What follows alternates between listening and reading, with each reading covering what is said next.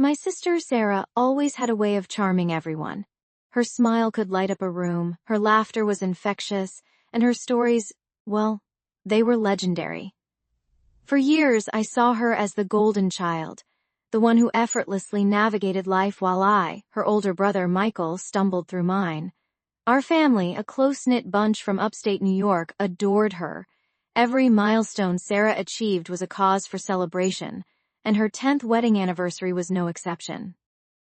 We planned a lavish party at the old lake house, a place steeped in generations of our family's memories, a place where secrets were supposed to stay buried. What I'm about to share isn't just a story about a family gathering.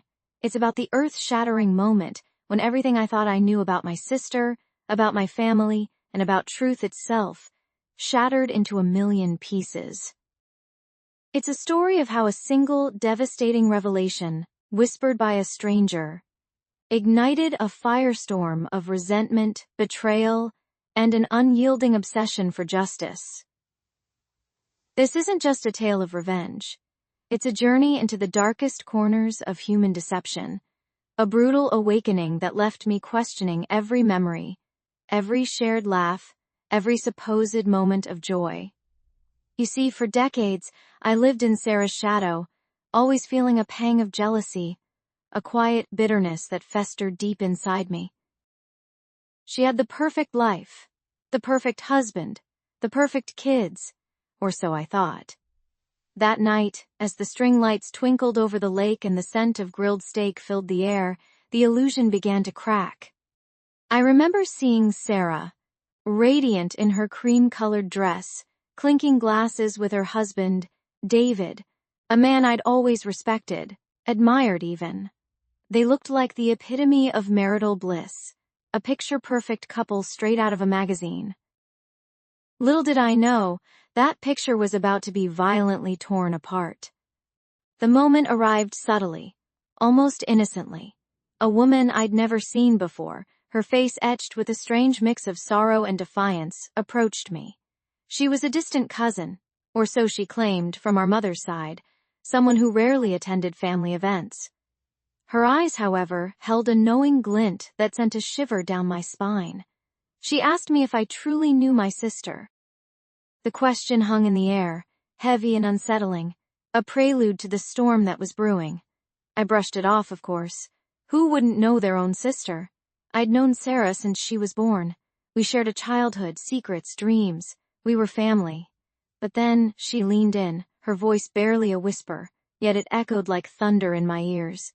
She spoke of a secret, a betrayal so profound it would unravel the very fabric of our family. She told me about a past that Sarah had meticulously buried, a hidden life that directly contradicted everything she presented to the world. It was a secret that involved David, a secret that made my blood run cold. She revealed details, specific and damning, that no outsider could possibly know. It wasn't gossip, it was a carefully constructed narrative of deceit, laid bare before me. Suddenly, the festive music, the cheerful chatter, the twinkling lights, it all faded into a deafening roar.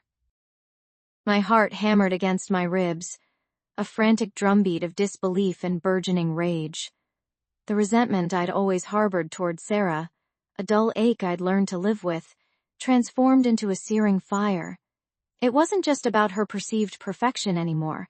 It was about a calculated deception, a lie so colossal it tainted every memory I had of her. The woman vanished into the crowd, leaving me reeling, clutching a half-empty glass, the ice melting away like my trust. The rest of the night was a blur. I watched Sarah, her laughter now sounding hollow, her smile a mask. Every loving glance David gave her felt like a cruel joke. The celebration of their love was now, to me, a grotesque charade. I wanted to confront her, to scream the truth, to shatter her perfect world just as mine had been shattered. But I held back, an unfamiliar coldness settling over me. I needed to know more. I needed proof. This wasn't just about my resentment. This was about justice. The kind of justice that rips through illusions and exposes the ugly truth. What I discovered next, what I meticulously uncovered in the weeks that followed, would not only destroy Sarah's life, but it would redefine everything I believed about loyalty, family, and the terrifying cost of hidden secrets. You won't believe what she was hiding, and how far she went to keep it buried. My sister's 30th birthday was supposed to be a celebration, a milestone, marking 3 decades of her vibrant, seemingly perfect life. We had rented out the private dining room at the Grand, a notoriously opulent restaurant downtown, the kind of place where the silverware gleamed brighter than some people's futures. I, Sarah, had spent weeks meticulously planning every detail, from the custom-made cake shaped like a vintage camera, her passion, to the playlist of all her favorite songs. My sister Emily was always the golden child, the one who effortlessly excelled at everything, bathed in the warmth of our parents' unwavering adoration. I loved her, truly, but a tiny, persistent knot of resentment had always tightened in my chest, a shadow to her brilliant light. The evening began with the expected fanfare. Emily, radiant in a sapphire blue dress, laughed as she greeted each guest, her infectious joy filling the room. My parents, beaming with pride, toasted her achievements, recounting tales of her academic prowess and her burgeoning photography career. I watched from the periphery, a supportive smile plastered on my face, feeling the familiar sting of being the overlooked one, the quiet observer. It wasn't a new feeling, it was a constant hum beneath the surface of my existence. I had always been the dependable one, the responsible one, but never the celebrated one. The resentment, a quiet ember for so long, began to glow a little brighter. Then the unexpected guest arrived, a man I had never seen before, tall and impeccably dressed, with eyes that held a strange, knowing glint. He approached Emily with a confident swagger, a small, wrapped gift in his hand. My sister's smile faltered, a flicker of something unreadable crossing her face before she quickly composed herself. She introduced him as an old friend, a vague description that immediately raised my hackles. My intuition, a rarely wrong compass, screamed that there was more to this man than met the eye. He handed her the gift, a small, intricately carved wooden box, and whispered something in her ear that made her cheeks flush a deep crimson. The air in the room, previously light and celebratory, suddenly felt heavy, charged with an unspoken tension. My unease grew throughout the evening. The stranger, whose name I later learned was Mark, seemed to be everywhere, his gaze frequently drifting to Emily, a possessive glint in his eyes. He made a point of engaging my parents in conversation, charming them with stories of his supposed global travels and his successful business ventures. They, of course, were captivated, completely oblivious to the subtle shifts in Emily's demeanor whenever he was near. I observed the way Emily would subtly stiffen, the forced nature of her laughter when he spoke directly to her. It was a dance, a performance, and I, Sarah, was an unwilling audience member, picking up on every discordant note. The climax of the evening, or perhaps the beginning of its unraveling, came during the cake cutting. As Emily stood, surrounded by flashing cameras and well-wishers, Mark stepped forward, raising his champagne flute. "To Emily," he announced, his voice carrying through the room, "the most captivating woman I've ever known. And to our future, my love." The words hung in the air, a collective gasp rippling through the guests. My parents exchanged bewildered glances, their smiles dissolving into confusion. Emily's face went chalk white, her eyes wide with a mixture of fear and fury. My own heart hammered against my ribs, a cold dread washing over me. Before anyone could react, Mark continued, his voice dripping with a theatrical intensity. "It's time everyone knew, Emily. It's time they knew about us, about our little secret." He then pulled a small silver locket from his pocket, holding it up for everyone to see. "This," he declared, his gaze fixed on Emily's horrified face, "is a symbol of our commitment. A commitment made long before she ever met her fiancé, David." The room erupted into a cacophony of whispers and gasps. David, Emily's fiancé of 2 years, stood frozen, his face a mask of disbelief. The elegant restaurant, moments before filled with joyous celebration, was now a tableau of shock and betrayal. My sister, the golden child, stood exposed, her perfect facade shattered into a million pieces. And I, Sarah, watched it all unfold, a chilling sense of vindication beginning to replace my long-held resentment. The stage was set, not for a celebration, but for a reckoning, and I knew with absolute certainty that my life, and Emily's, would never be the same again. This was just the beginning of her carefully constructed world crumbling around her, and I found myself unexpectedly eager to see the rest of it fall. The air thickened, a palpable shift from celebratory cheer to an uneasy silence as Emily introduced the stranger. "An old friend," she'd said, but her voice held a tremor I recognized, a subtle waver that spoke volumes to anyone who truly knew her. Her eyes, usually so confident, darted nervously between him and our parents, a tiny bead of sweat forming at her temple despite the restaurant's perfectly controlled climate. My mother, ever the gracious hostess, offered him a seat, but his gaze remained fixed on Emily, a predatory glint in his eyes that sent a shiver down my spine. He wasn't just an old friend. He was a ghost from a past Emily had meticulously buried, a past I now realized I knew nothing about. He introduced himself as David, his voice a low, gravelly rumble that seemed to fill the opulent dining room. He didn't elaborate on their connection, merely offering a cryptic smile that made Emily visibly flinch. The small, wrapped gift he'd brought sat innocently on the table between them, an unopened Pandora's box. My parents, oblivious in their celebratory haze, continued to recount Emily's triumphs, each anecdote a fresh layer of irony given the tension now simmering beneath the surface. I watched Emily, her usual composure cracking under David's unwavering stare. She laughed a little too loudly at a joke my father made, her eyes constantly flicking towards David as if seeking permission to breathe. The golden child, for the first time in her life, looked utterly trapped. Dinner proceeded in a bizarre ballet of forced pleasantries and unspoken threats. David engaged my parents in polite conversation, his charm a thin veneer over something far more sinister. He spoke of his travels, his business ventures, never once mentioning how he knew Emily or why he was here. Yet, every word he uttered felt like a subtle jab, a veiled reference to a shared history that only he and Emily understood. I saw her hand tremble as she raised her wineglass. Her sapphire dress, once so vibrant, now seemed to absorb the light, making her appear paler, almost translucent. My resentment, which had been a slow burn, now flared with a strange curiosity. What secret was Emily hiding? And why was this man so intent on exposing it? The moment came after the cake, a magnificent creation Emily barely touched. My father, with a flourish, suggested a round of toasts, inviting everyone to share a favorite memory of Emily. David, to my surprise, raised his glass.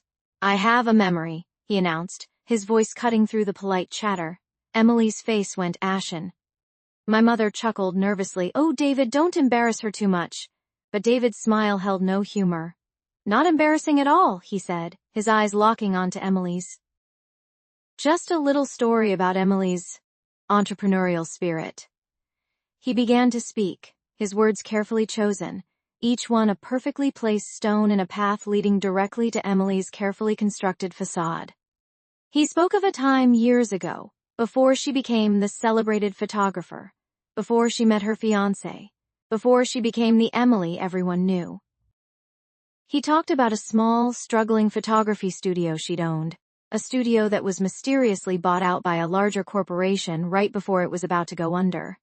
He spoke of a substantial sum of money that had seemingly appeared out of nowhere, allowing her to not only save her studio, but to expand it into the thriving business it was today. My parents exchanged confused glances.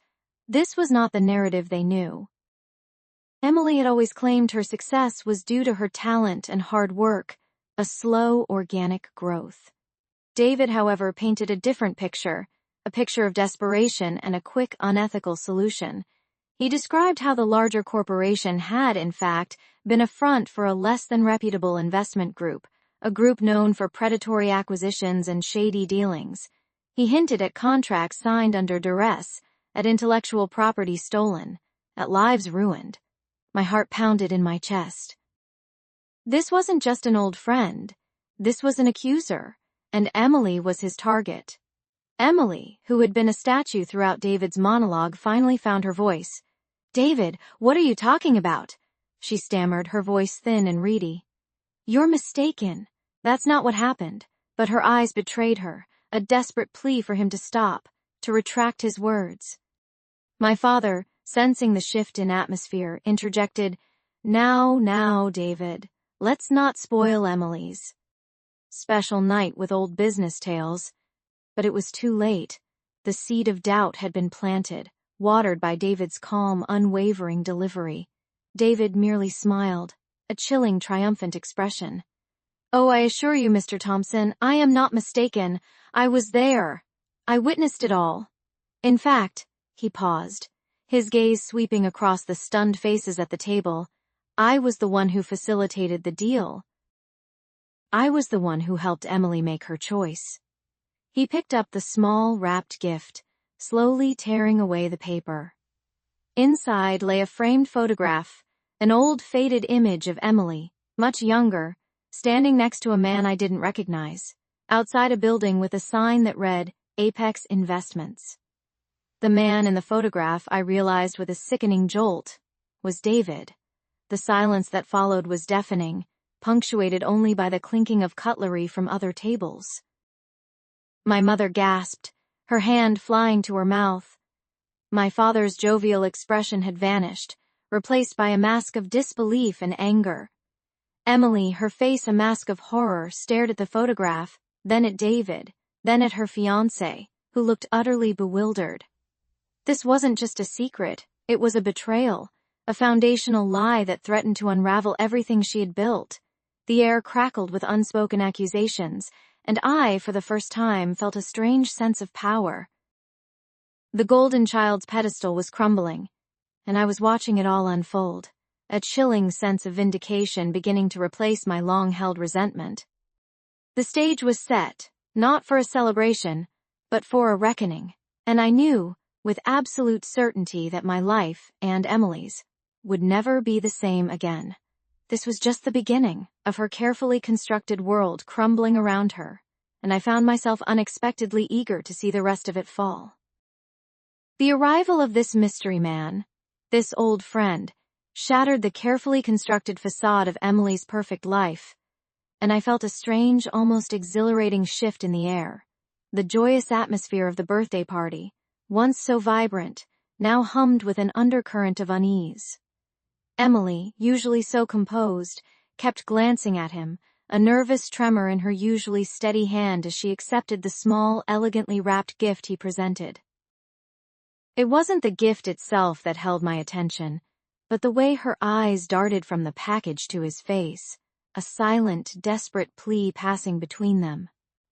My parents, oblivious in their celebratory glow, continued to regale guests with anecdotes of Emily's childhood triumphs, completely missing the silent drama unfolding inches away. I watched, a quiet observer as always, but this time, my observations felt charged with a new purpose. The resentment that had simmered for so long, the feeling of being overshadowed by Emily, now twisted into something sharper, something more active. It wasn't just about my own feelings anymore. It was about the truth, about the intricate web of secrets I suspected Emily had woven. This man, with his knowing gaze and unsettling presence, was the thread that threatened to unravel it all, and I found myself inexplicably drawn to the unraveling. Later, as the party began to wind down and guests started to depart, I saw them speaking in hushed tones near the entrance. Emily's back was to me, her shoulders hunched, a posture I rarely saw from her. The man, whose name I still didn't know, leaned in close, his voice a low murmur. I couldn't make out the words, but the intensity of their exchange was palpable. Suddenly, Emily spun around, her face pale, her eyes wide with a fear I had never witnessed. She said something sharp, a desperate whisper, and then quickly turned away, practically running back into the main dining area. The man watched her go, a slow, predatory smile spreading across his face, and it was in that moment I knew with absolute certainty that he was not just an old friend. He was something far more dangerous. The next few days were a blur of nervous energy. Emily became withdrawn, her usual effervescent personality replaced by a quiet anxiety. She avoided eye contact, snapped at trivial things, and spent an unusual amount of time on her phone, often disappearing into another room for hushed conversations. My parents, still basking in the afterglow of her birthday celebration, attributed it to post-party exhaustion or stress from her demanding photography career. But I knew better. I saw the dark circles under her eyes, the way she flinched at sudden noises, the constant, almost desperate need to check her phone. The cracks in her perfect facade were becoming more visible, and I found myself studying them, tracing their patterns, trying to understand the source of her sudden torment. One evening I overheard a fragment of a phone conversation. Emily was in her studio, the door ajar, her voice trembling. "You can't do this," she pleaded, her voice barely above a whisper. "Please, think about what this will do to everyone." There was a long pause, filled with the crackle of a bad connection, and then Emily's voice, raw with desperation. "You promised. You said you wouldn't." The line went dead, and a moment later I heard the crash of something fragile hitting the floor. I pretended not to notice, my heart pounding with a mix of dread and a strange, almost guilty satisfaction. The resentment, the feeling of being overlooked, was still there, but it was now intertwined with a powerful curiosity, an undeniable pull towards the truth, no matter how ugly it might be. I started doing my own digging, subtly at first. I remembered the man's face, his distinct features. A quick search on social media, cross-referencing mutual friends Emily might have, yielded nothing. It was as if he had appeared out of thin air. Then I remembered the gift. It was a small, ornate wooden box, intricately carved. I had seen it briefly before Emily whisked it away. It was a distinctive piece, and something about it nagged at me. I searched for similar items online, using keywords like carved wooden box, vintage, unique designs. It took hours, sifting through countless images, until finally, a small independent antique dealer's website popped up. The box was listed there, described as a rare 19th century puzzle box, originally from a private collection in New Orleans. The description included a name, purchased by Mr. Jonathan Thorne. Jonathan Thorne. The name resonated with a chilling familiarity, though I couldn't immediately place it. Then it clicked. I remembered Emily mentioning a photography trip to New Orleans a few years ago, a creative retreat she called it. She had been gone for an unusually long time, almost 2 months, and had returned looking different, a little haunted, though she quickly brushed it off as artistic exhaustion. Could this Jonathan Thorne be connected to that trip? The pieces, once scattered, were slowly beginning to align. The more I thought about it, the more suspicious everything became. Emily's sudden secrecy, her frantic phone calls, the fear in her eyes, it all pointed to something far more serious than a simple old friend reconnecting. The perfect image of Emily, the golden child, was beginning to crack under the weight of these revelations. My own long-held resentment, the quiet jealousy I had carried, now morphed into a grim determination. I needed to know the full story. I needed to understand what secrets Emily was so desperately trying to keep buried, and what role this Jonathan Thorne played in her carefully constructed world. The stage was set, not for a celebration, but for a reckoning, and I knew with absolute certainty that my life, and Emily's, would never be the same again. This was just the beginning of her carefully constructed world crumbling around her, and I found myself unexpectedly eager to see the rest of it fall. The air in the private dining room grew thick, heavy with an unspoken tension that eclipsed the celebratory mood. Emily, my sister, usually so poised, looked like a deer caught in headlights, her eyes darting nervously between Jonathan and our parents. His presence had not only disrupted the party, it had shattered her carefully constructed facade. I watched, a silent observer, as the cracks in her perfect world began to spiderweb, and a dark satisfaction bloomed in my chest. This was the moment I had unknowingly waited for. The tipping point where the carefully balanced scales of our lives would finally tilt. Jonathan, completely unfazed by Emily's obvious discomfort, simply smiled, a predatory gleam in his eyes. He held up the small, elegantly wrapped gift. "Happy birthday, Emily," he said, his voice smooth, almost a purr. "I thought you'd appreciate something that truly captures your essence." He extended the package to her. Emily hesitated, her hand trembling slightly as she reached for it. Our parents, still oblivious, chuckled at what they perceived as a charming, if slightly eccentric, gesture from an old friend. They urged her to open it, oblivious to the storm brewing beneath the surface. As Emily tore the wrapping paper, her movements stiff and jerky, a collective gasp rippled through the room. It wasn't a camera lens, or a piece of jewelry, or anything one might expect. Inside the box lay a single, meticulously framed photograph. It was a picture of Emily, much younger, perhaps in her early 20s, standing beside a lavish sports car. Her arm was wrapped around a man much older, whose face was obscured by shadow. But the most damning detail, the one that made my breath catch in my throat, was the prominent, unmistakable diamond engagement ring sparkling on Emily's left hand. The room fell silent, a suffocating quiet that pressed in on us from all sides. My parents' smiles vanished, replaced by looks of utter bewilderment, then dawning horror.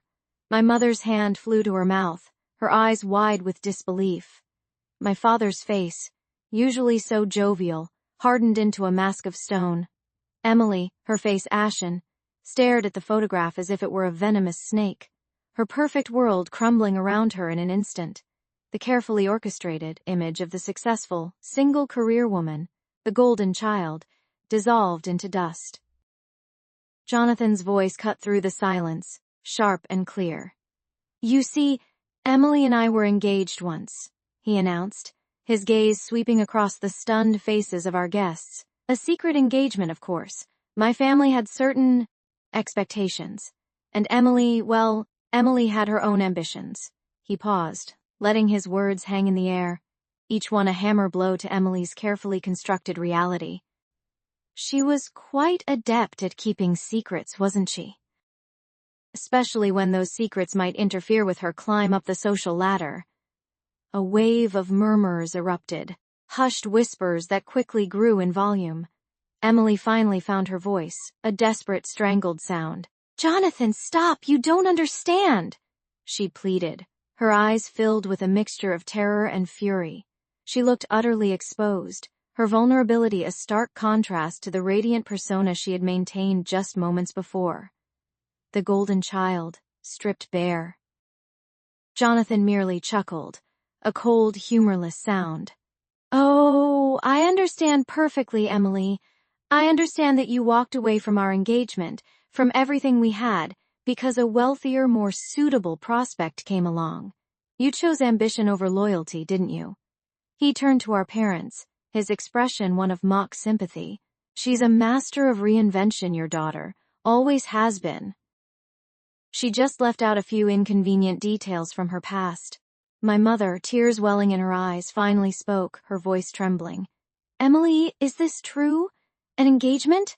Why didn't you ever tell us?" Her words were laced with a profound sense of betrayal, the kind that cuts deeper than any physical wound. My father, usually the calm and collected one, looked utterly devastated, his gaze fixed on the incriminating photograph. The image, innocent in its depiction of a young couple, now seemed to scream of deception and calculated lies. Emily's composure completely shattered. She lunged for the photograph, her hands shaking as she tried to snatch it from Jonathan's grasp. He held it just out of reach, a cruel smile playing on his lips. "Trying to erase the evidence, Emily?" Some things can't be unwritten. The scene was a train wreck in slow motion, a public unraveling of a lifetime of carefully curated lies. The once celebratory atmosphere had curdled into a bitter spectacle, and I, the quiet observer, felt a surge of exhilaration. This was not just Emily's secret. It was a testament to the hollowness beneath her shining exterior, a vindication of every quiet resentment I had ever harbored. The room buzzed with shocked whispers. Guests exchanged incredulous glances, their faces a mixture of pity, outrage, and morbid curiosity. The perfect daughter, the golden child, was being exposed, her carefully crafted image shattering into a million pieces before everyone's eyes. This was the moment of reckoning, the painful, undeniable truth laid bare for all to see. And I, for the first time in my life, felt truly seen, truly acknowledged, not as Emily's shadow, but as the quiet witness to her downfall. The stage was set for the final act, and I knew with a chilling certainty that the true fireworks were yet to come. A hush fell over the opulent dining room, thick and suffocating, heavier than any silence I had ever known. Every single eye, from my stunned parents to the bewildered waitstaff, was fixed on Emily, then on the man, then back to Emily. The air crackled with unspoken accusations, with the violent unraveling of a carefully constructed facade. Emily's face, usually so composed, so effortlessly charming, was a canvas of raw, unfiltered horror. Her sapphire dress, which had seemed so vibrant just moments ago, now looked like a shroud. I watched, a quiet observer still, but this time the quiet was an active force, a powerful presence. The resentment, once a dull ache, had sharpened into something keen and exhilarating. The man, whose name I now knew as Mark, held a small, unassuming USB drive in his hand. It looked so innocuous, yet it contained the power to shatter worlds. He spoke again, his voice calm, almost regretful, but each word was a hammer blow. "Emily, I truly hoped you would have told them yourself. I gave you every chance." His gaze swept over the stunned faces, lingering on our parents, who seemed to have aged a decade in a matter of seconds. "You see, Emily and we weren't just old friends. We were engaged, and she didn't just leave me, she took everything. My life savings, my business contacts, even the concept for the photography studio she now claims as her own." A collective gasp rippled through the room. My mother's hand flew to her mouth, her eyes wide with disbelief. My father, usually so stoic, was visibly trembling. Emily, meanwhile, had gone utterly still, her eyes darting frantically around the room as if searching for an escape route that didn't exist. This wasn't just a revelation. It was an explosion, sending shrapnel of truth in every direction. The perfect daughter, the golden child, was a thief, a liar, a betrayer. The irony was a bitter, satisfying taste in my mouth. For years I had lived in her shadow, overshadowed by her manufactured brilliance. Now her brilliance was revealed as nothing more than polished deception. "She told me she was going on a photography expedition to Europe," Mark continued, his voice gaining a hard edge. "A year-long trip to hone her craft. I supported her, believed in her dreams. Only, her expedition was actually a move across the country, a complete vanishing act, leaving me with nothing but debt and a broken heart." He gestured towards the custom-made camera cake, a cruel symbol now. That camera, that studio, her entire career, it was all built on a foundation of lies and my stolen resources. Emily finally found her voice, but it was a strangled whisper, devoid of its usual melodic charm. "Mark, please, not like this. We can talk about this later, in private." Her plea was desperate, pathetic, and utterly ignored. The spotlight, for once, was not on her accomplishments, but on her crimes.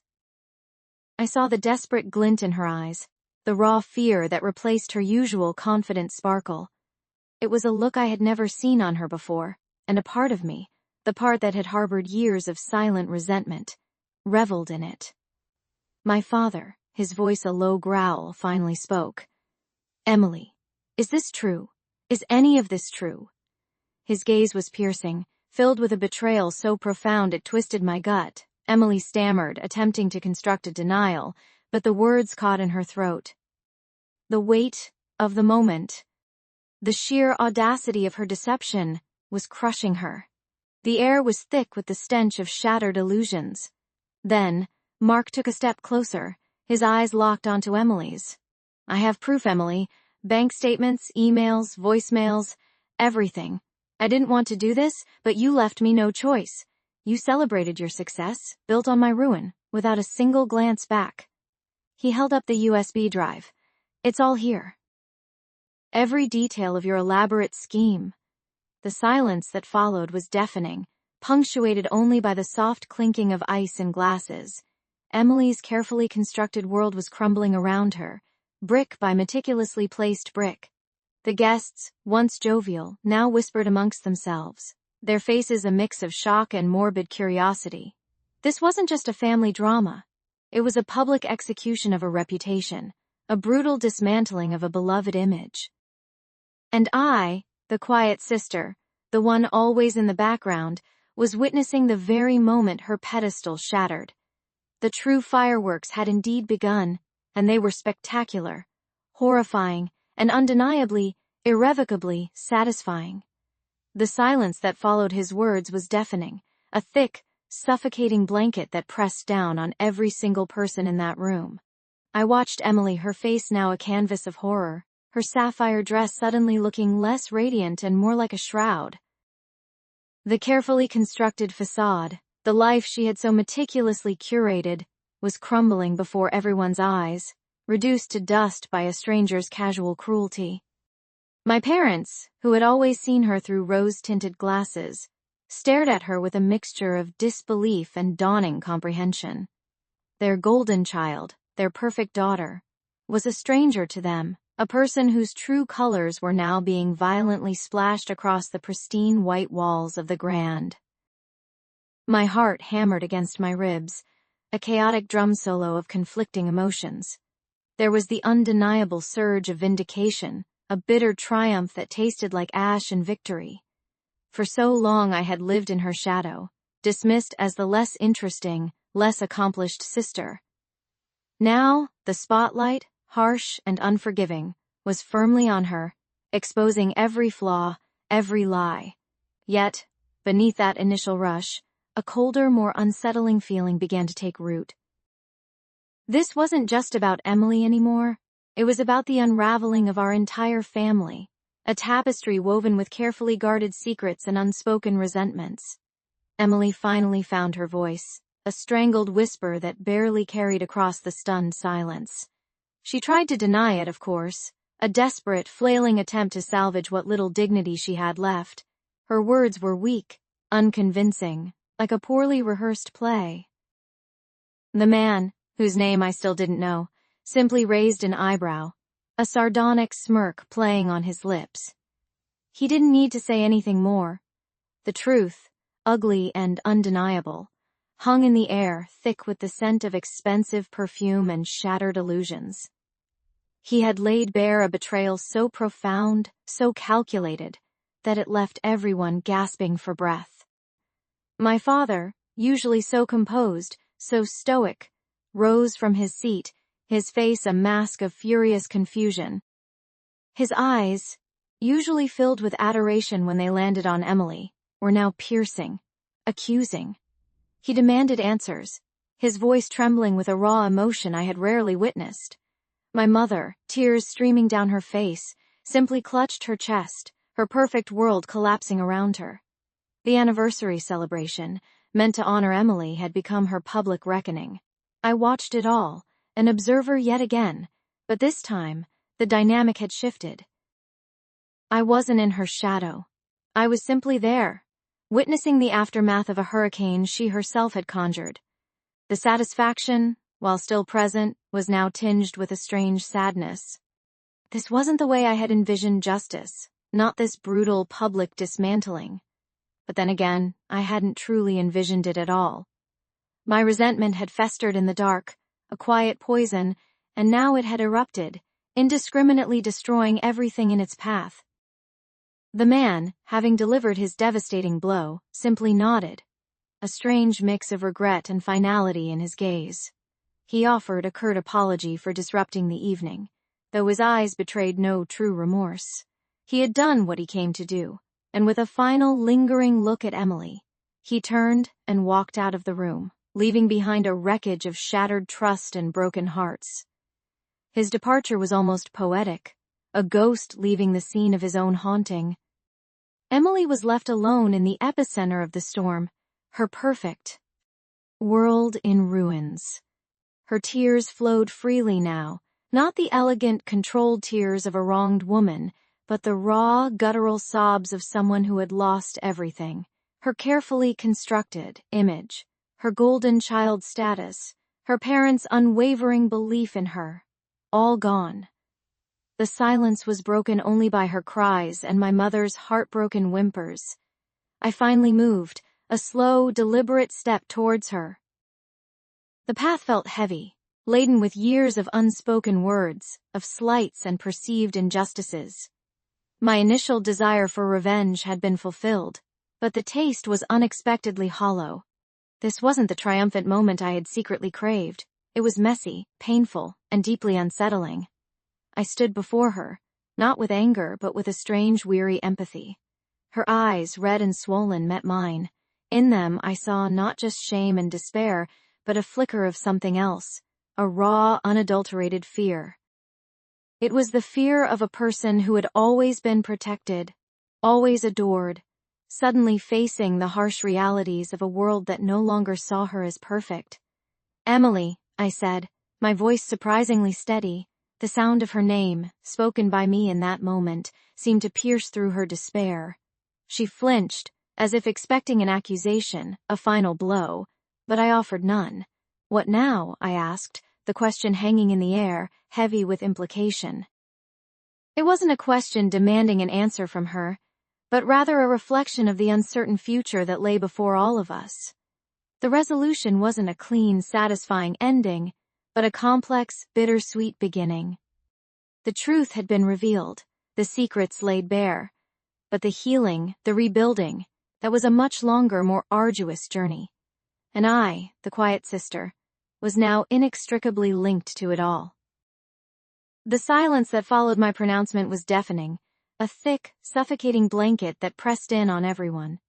My sister, Sarah, her face a mask of disbelief, slowly turned to look at David. He stood frozen, his eyes wide with a mixture of fear and dawning comprehension. The air crackled with the weight of unspoken truths, and I felt a strange sense of calm descend upon me. The years of resentment, the gnawing feeling of betrayal, the obsessive need for justice, it all culminated in this single, shattering moment. Sarah's voice, when it finally came, was a fragile whisper, barely audible above the frantic beating of my own heart. "David? Is this true?" Her eyes, once so full of adoration for him, now held a terrifying vulnerability. David, usually so composed, so effortlessly charming, looked like a deer caught in headlights. He stammered, tried to form words, but nothing coherent escaped his lips. His silence was the loudest confession of all. My mother, who had been watching the scene unfold with growing horror, let out a small, choked sob. She had always adored David, seen him as the perfect son-in-law, the man who brought stability and happiness to Sarah's life. To see that illusion shatter before her eyes was a crushing blow. I watched as her hand instinctively went to her chest, as if to staunch a sudden, sharp pain. Then, Sarah's gaze shifted from David to me.